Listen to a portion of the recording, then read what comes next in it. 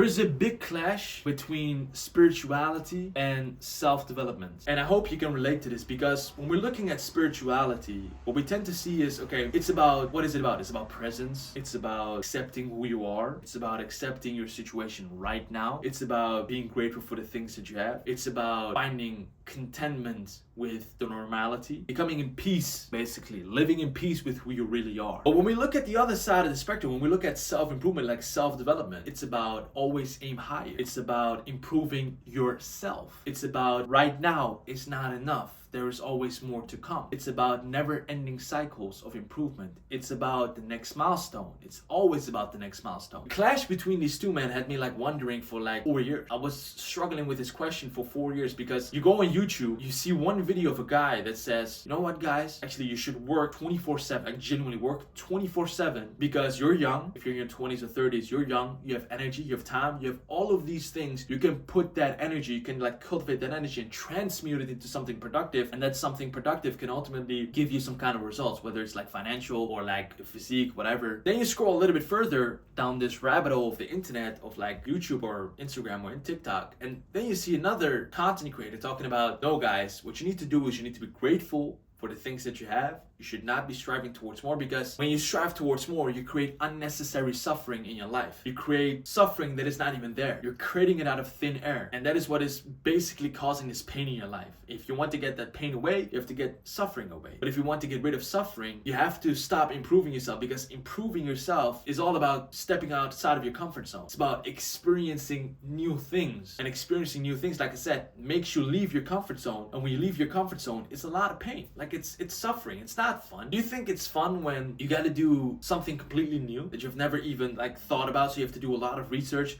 You have to give presentations, for example. You have to do this. It's not fun. Like, it's genuinely uncomfortable. But that is where the growth lies. But then, of course, like I said, on the other side of the spectrum, we have like a content creator talking about, no, you should find contentment with normality. You have to be in peace with who you are. And of course, there are some elements of truth in there. But these two clash with each other. From my experience, what I think the solution is, as a young man, I made a video last year, it was in May 2025. It talked about why reality is the best teacher. And I basically talked in that video about like, when you go through life, physical reality, whatever you want to call it, will show itself to you. I used a quote, I think it was from Rumi, and it says like, walk on a path and the path walks on you. Which basically means that if you walk on a path, if you follow any type of path that you want in life, the path will reveal itself to you. Like, you don't have to worry about anything. If there are problems on the path, if there are obstacles on the path, they will reveal itself. That's why reality is the best teacher, because it will show you genuinely what you need to learn at what exact time, when, where. So you don't really have to worry about, oh my God, if I take this path, will I learn the right things? You will learn the right things with the correct time. The time and space, of course, meet. That is where you will learn the lessons. That's where you will experience some new things. You will go through some obstacles, and you will basically come out a stronger man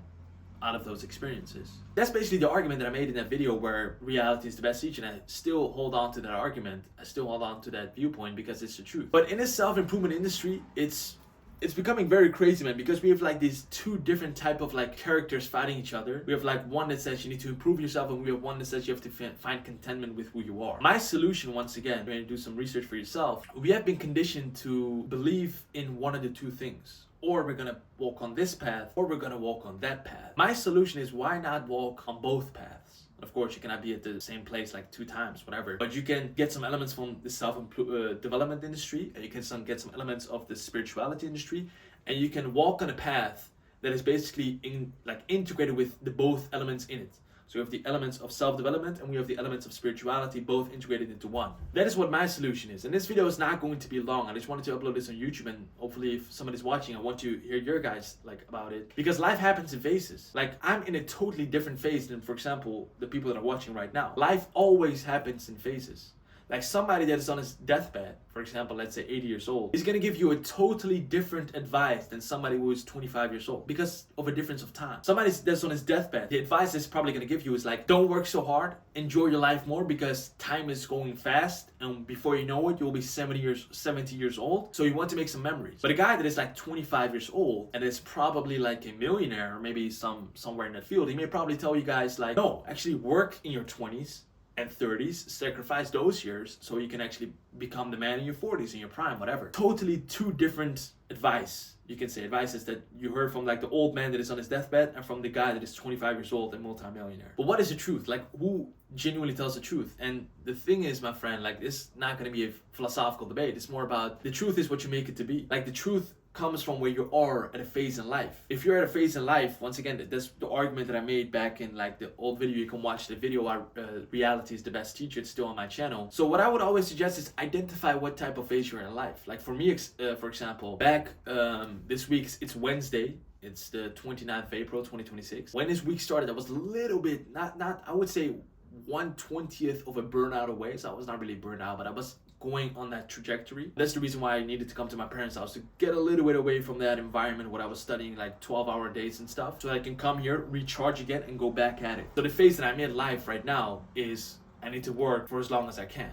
So when I get back to university again, which is at the end of this week, I get back to my own place, I have to develop myself into the old mindset again. Okay, we gotta go. We gotta work. I'm tired. We still gotta work. I'm tired. We still gotta go to work. We still gotta work. We still gotta do this. We still gotta do that. Implementing like momentum and stuff. But maybe you're in a phase right now where you may want to chill out. Maybe you're in a phase where you are a little bit overwhelmed with life. You think you're being productive, but genuinely you're hurting yourself. So maybe you need to chill out. Maybe you need to take a couple of days off. The advices that you hear from a lot of people, especially, of course, for myself as well, because I'm in the niche of self-improvement as well, is the things that I'm experiencing in my life, is the things that I have learned, is the information that I've gathered on my 22 years of existence on this planet. And maybe you're not at that point yet, or maybe you're beyond me. It hits for everybody else like in different ways. It's like a book. You have two people reading the same book, but like one says, oh my God, this is phenomenal. And the other one says, what? This shit sucks, man. What are you talking about? Like, the taste is different, of course, but it also depends on like what type of phase they're in life when they're reading that book. I remember I was reading a book from Eckhart Tolle back in 2022. It was the book that was called A New Earth. Phenomenal book. I would really like recommend you guys read that. And back then I didn't really understand it. I was like,